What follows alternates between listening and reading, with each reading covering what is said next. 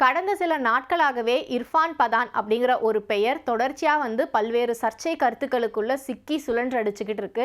ஏற்கனவே மகேந்திர சிங் தோனினால தான் நான் ரிட்டைர்மெண்ட்டையே அனௌன்ஸ் பண்ணேன், என்ன டீம்ல இருந்து ஓரங்கட்டினார் மகேந்திர சிங் தோனி அப்படிங்கிறத இன்டைரக்டாக ஒரு பக்கம் சொல்லியிருந்தார் இர்ஃபான் பதான். அது மட்டும் இல்லாமல் கடந்த சீசன் ஐபிஎல் போட்டியில் இவர் வர்ணனையாளர்களுக்கான பேனலில் இடம்பெறல. இதற்கு காரணம் ரோஹித் சர்மா தான் அப்படின்னு தொடர்ச்சியாக சொல்லப்பட்டுட்டு வந்தது. ஆனால் ரோஹித் சர்மா இல்லை, வேற ஒரு வீரர் தான் அதற்கு காரணமாக இருப்பார் அப்படின்னு இப்போ இர்ஃபான் பதானே சொல்லியிருக்காரு. அப்படி இர்ஃபான் பதான் என்ன சொன்னார், இல்லை ரோஹித் சர்மாக்கும் இர்ஃபான் பதானுக்கும் என்ன பிரச்சனை, என்ன நடந்தது அப்படிங்கிறதான் இப்போ நம்ம பார்க்க போகிறோம். இர்ஃபான் பதான் இந்திய அணியோட மிக முக்கிய வேகப்பந்து வீச்சாளர்களில் ஒருவராக இருந்தார். இந்தியா T20 உலகக்கோப்பையை ஜெயிக்கிறதுக்கு காரணமானவர்களில் இவரும் ஒருத்தர் அப்படிங்கிறது நம்ம எல்லாருக்குமே தெரிஞ்சதான். ஆனால் ஒரு காலகட்டத்துக்கு அப்புறம் பார்த்தோம் அப்படின்னா இர்ஃபான் பதான் அப்படிங்கிற ஒரு பெயரே இந்திய கிரிக்கெட் அணியிலிருந்து ஒதுக்கப்பட்ட பெயராக மாறிடுச்சு. தொடர்ச்சியாக இவருக்கான வாய்ப்புகள் அப்படிங்கிறது மறுக்கப்பட்டது. அதற்கப்புறமா பார்த்தோம் அப்படின்னா இவரே தன்னோட ரிட்டைர்மெண்ட்டை அனௌன்ஸ் பண்ணார். ஆனால் இவர் ரிட்டைர்மெண்ட்டை அனௌன்ஸ் பண்ணதுக்கும் இவர் இந்திய அணிக்கு விளையாடுறதுக்கு வாய்ப்பு மறுக்கப்பட்டதுக்கும் இடைப்பட்ட காலம் அப்படிங்கிறது ஒரு 8 ஆண்டுகள் இருந்தது அப்படின்னு தான் சொல்லணும். ஏன்னா 2012 இருந்து இவருக்கு தொடர்ச்சியாக இந்திய அணியில் வாய்ப்புகள் கிடைக்கல. ஆனால் 2020 வாக்கில் தான் இவர் தன்னோட ரிட்டைர்மெண்ட்டை அனௌன்ஸ் பண்ணியிருந்தார். ஸோ 8 ஆண்டுகள் எப்படியாவது இந்திய அணிக்கு வாய்ப்பு கிடைக்கும் அப்படின்னு தான் காத்திருந்ததா ஒரு முறை இர்ஃபான் பதான் சொல்லியிருக்காரு. ஆனால் அது நடக்காதனால தான் நான் ரிட்டைர்மெண்ட்டை அனௌன்ஸ் பண்ணேன் அப்படின்னாரு. அதற்கு அப்புறமா பார்த்தோம் அப்படின்னா வர்ணனையாளராக தன்னோட பணியை தொடர்ந்துட்டு இருந்தார். இந்தியா விளையாடக்கூடிய மிக முக்கியமான போட்டிகள் எல்லாத்துலேயுமே இர்ஃபான் பதானோட வர்ணனையை நம்ம கேட்க முடியும். ஆனால் 2025 ஐபிஎல்லுக்கான வர்ணனையாளர்கள் பட்டியல் வெளியிடும் போது அதில் இர்ஃபான் பதானோட பெயர் இடம்பெறலை. ஸோ அந்த சமயத்தில் இர்ஃபான் பதான் வர்ணனையாளர் பட்டியலிருந்து புறக்கணிக்கப்பட்டார். அவரை ஒதுக்கி வச்சிருக்காங்க. அவர் இதுக்கப்புறம் வர்ணனையாளராக தொடர மாட்டார் அப்படிங்கிற மாதிரி நிறைய செய்திகள் வெளியாச்சு. ஆனால் இப்போ இங்கிலாந்து சீரீஸ் நடந்ததில் அதிலெல்லாம் அவர் வர்ணனையாளராக பங்கேற்றார். அப்போ ஐபிஎல்லில் மட்டும் ஏன் இர்ஃபான் பதான் ஒதுக்கப்பட்டார் அப்படிங்கிற ஒரு கேள்வி தொடர்ச்சியாக இருந்தது. அதற்கு காரணமாக சொல்லப்பட்டது என்ன அப்படின்னு பார்த்தோம்னா, அதற்கு முன்னாடி அந்த இந்தியா ஆஸ்திரேலியா சீரீஸ் நடந்ததில் அந்த சமயத்தில் இர்ஃபான் பதான் அப்போ கேப்டனாக இருந்த ரோஹித் சர்மா பற்றி வெளியிட்ட சில விவரங்கள் தான் அவரை இந்த வர்ணனையாளர் பேனல்ல இருந்தே தூக்கிறதுக்கு காரணம் அப்படின்னு சொன்னாங்க.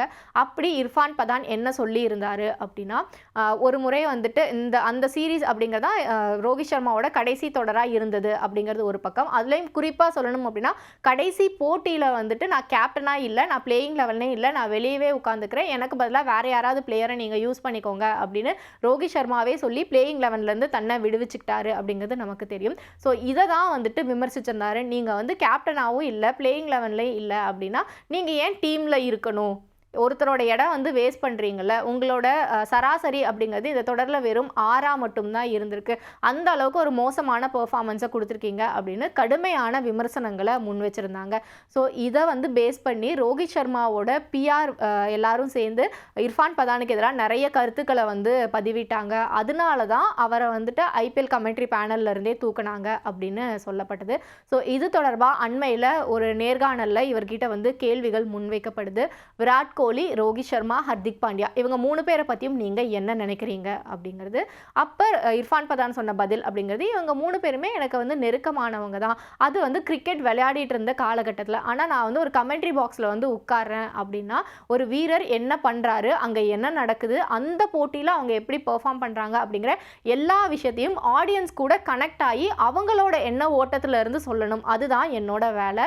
அந்த வேலையை தான் நான் பண்ணிட்டு இருந்தேன். உதாரணத்துக்கு சொல்லணும் அப்படின்னா, விராட் கோலியை பொறுத்த வரைக்கும் 2020 அவரோட ஃபார்ம் ஓரளவுக்கு டவுன் ஆகும்போது நான் அவருக்கு பயங்கரமாக சப்போர்ட் பண்ணியிருக்கேன். எல்லா வீரர்களுக்குமே இந்த மாதிரியான ஒரு சுச்சுவேஷன் வர்றது இயல்பான ஒன்று தான். ஆனால் அதுலேருந்து அவர் சீக்கிரம் மீண்டு வந்துடுவார் அப்படின்னு நான் அவருக்கு பயங்கரமாக சப்போர்ட் பண்ணியிருக்கேன். ஆனால் ஆண்டுகள் போக போக, அதாவது ஒரு 5 வருஷம் கிட்ட ஆயிடுச்சு, இன்னுமே அவர் தான் இழந்த ஃபார்மை மீட்டெடுக்க முடியல. அப்படிங்கும் போது எப்படி நான் அன்னைக்கு பேசின மாதிரியே இன்னைக்கும் பேச முடியும்? அதனால நான் விராட் கோலியை பற்றி விமர்சனங்களை முன் வச்சேன். இதில் எந்த தப்புமே இல்லை அப்படின்னு சொன்னார். அதே மாதிரி அடுத்ததாக ரோஹித் சர்மா அப்படின்னு வரும்போது நாங்கள் 2 பேரும் சேர்ந்து T20 உலகக்கோப்பை சமயத்துலேருந்து ஒன்றா விளையாடிருக்கோம், ஒன்றா கிரிக்கெட்டில் பயணம் பண்ணியிருக்கோம். ரோஹித் சர்மாவே வந்து நான் எல்லா இடத்துலையுமே தூக்கி வச்சு தான் பேசியிருக்கேன். ஆனால் அந்த கடைசி டெஸ்ட் தொடர் அப்படிங்கிறது வந்து அந்த ஆஸ்திரேலியாவுக்கு எதிரான டெஸ்ட் தொடர் அப்படின்னு வரும்போது அங்கே அவர் நல்லா பெர்ஃபார்ம் பண்ணல அப்படிங்கிறது தான் உண்மை.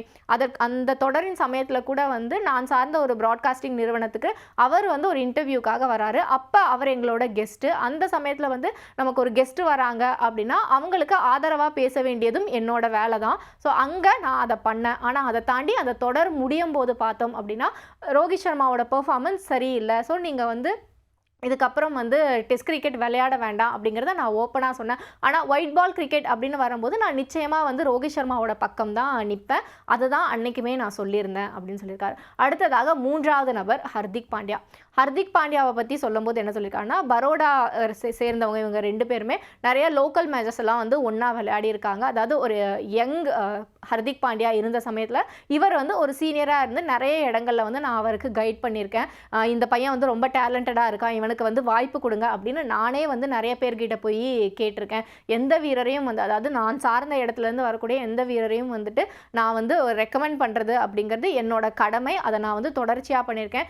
இதுக்கு மேலேயும் ஒரு விஷயம் சொல்லணும் அப்படின்னா, VVS லக்ஷ்மணன் வந்து ஒரு தடவை ஆன் ஏர்லேயே சொல்லியிருக்காரு, 2012 இர்ஃபான் பதான் சொன்னதை நான் கேட்டிருக்கணும். அப்படி நான் கேட்டிருந்தேன்னா ஹர்திக் பாண்டியா நிச்சயமாக வந்து ஹைதராபாத் அணிக்கு வந்திருப்பாரு.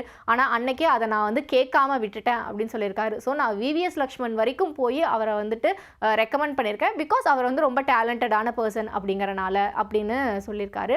அதே சமயம் இந்த IPL 2024 அங்கே தான் வந்துட்டு ஹர்திக் பாண்டியா மும்பைக்கு வந்து மறுபடியும் டிரான்ஸ்ஃபர் ஆகி வராரு. அதாவது மும்பையில் இருந்து குஜராத் டைட்டன்ஸ் போய் 2 சீசன் விளையாடிட்டு மறுபடியும் உள்ளே வராரு. உள்ளே வரும்போது அவரை வந்து கடுமையாக எல்லாருமே வந்து விமர்சிக்கிறாங்க, ரசிகர்கள் எல்லாருமே வந்து அவரை திட்டுறாங்க. இது எல்லாமே பண்ணும்போது முதல் 7 போட்டிகள் அப்படிங்கும்போது நான் வந்து தொடர்ச்சியாக ஹர்திக் பாண்டியாவுக்கு சப்போர்ட் தான் பண்ணிட்டு இருந்தேன். ஓகே, இது வந்து ஒரு பயங்கர மென்டல் ப்ரெஷரை வந்து அவர் ஹேண்டில் பண்ணுறாரு. அவருக்கு வந்து மும்பை இந்தியன்ஸில் கேப்டன்சி கொடுத்துருக்காங்க. ஏற்கனவே வந்து குஜராத் அணிக்கு வந்து கேப்டனாக இருந்திருந்தாலும் மும்பைக்கு கேப்டனாக இருக்கிறது அப்படிங்கிறது ஒரு மிகப்பெரிய ப்ரெஷர் தான். ஸோ அதெல்லாம் ஹேண்டில் பண்ணுறதுக்கு நிச்சயமாக ஹர்திக் பாண்டியாவுக்கு டைம் தேவைப்படும் அப்படிங்கிறத நானே வந்து நிறைய இடத்துல சொல்லியிருக்கேன். ஆனால் அதற்கப்புறம் அதாவது முதல் பாதி முடிஞ்சதுக்கு அப்புறமும் அதே மாதிரியான ஒரு மோசமான ஃபார்ம் இருக்கும்போது அவரை பற்றி நான் நிச்சயமாக விமர்சிக்க தான் செய்யணும். ஏன்னா ஆடியன்ஸும் அதை தான் வந்து எதிர்பார்ப்பாங்க, அதுதான் அவங்களோட எண்ண ஓட்டமாகவும் இருக்கும். ஸோ அதை தான் நான் பண்ணேன் அப்படின்னு சொல்லியிருக்காரு. இந்த இடத்துல நான் இன்னொரு விஷயத்தையும் குறிப்பிட விரும்புகிறேன். அது என்ன அப்படின்னு பார்த்தோம்னா, ஹர்திக் பாண்டியாவை பற்றி இர்ஃபான் பதான் விமர்சித்த சில வார்த்தைகள் அப்படிங்கிறது.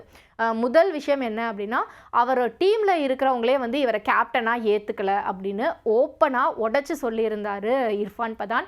இது வந்து அந்த சமயத்தில் ஒரு மிகப்பெரிய பேசுபொருளாக மாறி இருந்தது. ஏன்னா மும்பை இந்தியன்ஸ் டீமுக்குள்ளே ஒரு மிகப்பெரிய பிளவை வந்து உண்டாக்கியிருக்காரு ஹர்திக் பாண்டியா. அதனால தான் வந்து அவங்களுக்கு இது ஒரு மோசமான சீசனாக அமைஞ்சிருக்கு அப்படின்னு தொடர்ச்சியாக எல்லாருமே கருத்துக்களை சொல்லிட்டு வந்தப்போ டீமில் இருக்கிற யாருமே இவருக்கு சப்போர்ட்டிவாக இல்லை, யாருமே இவங்களை ஏற்றுக்கலை அப்படிங்கிறத வந்து ஓப்பனாக சொன்னது இர்ஃபான் பதான் தான். அதுதான் வந்து ஒரு மிகப்பெரிய கான்ட்ரவர்சியாகவும் மாறி இருந்தது. ஸோ இந்த கான்ட்ரவர்சி எல்லாத்துக்கும் நடுவில் தான் அடுத்த சீசனில் வந்து அவருக்கு கமெண்ட்ரி பேனலில் இடம் கிடைக்காம போயிருந்தது. ஸோ இதை வந்து குறிப்பிடும்போது அவர் வந்து ஹர்திக் பாண்டியா பற்றி சொன்ன விஷயம்தான் அவருக்கு வந்து கமெண்ட்ரி பேனலில் இடம் கிடைக்காம போனதற்கு காரணம் அப்படின்னு இப்போ வந்து பலராலும் வந்து தொடர்ச்சியாக சொல்லப்படும் விஷயமா மாறி இருக்கு.